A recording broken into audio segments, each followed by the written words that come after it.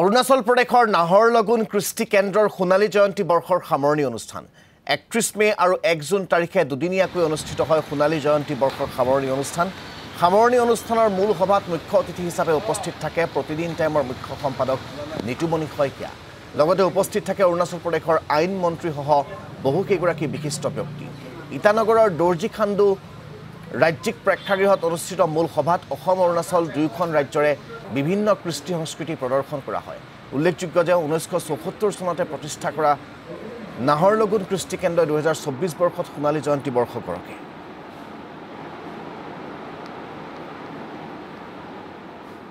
আমি যিমানখিনি কৰি আছোঁ ইয়াত থকালৈকে যিমানখিনি কৰি যাব পাৰিম আমাৰ উঠি অহা প্ৰজন্মৰ কাৰণে, আৰু তেওঁলোকে কি ধৰণে ৰাখে কেনেধৰণে ৰাখে সেইখিনি আমি শিকাই বুজাই যাব লাগিব। আৰু আমি যিমানখিনি পৰা হৈছে চেষ্টা কৰা হৈছে তেওঁলোকক আমি অসমৰ পৰা আনিছোঁ।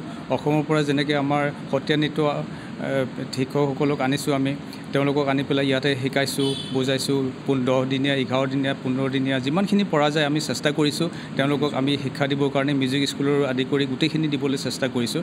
তাকে আমি সকলোৱে কাম কাজ কৰিব লাগে, তেতিয়াহে আমাৰ সংস্কৃতি ৰক্ষা হ'ব।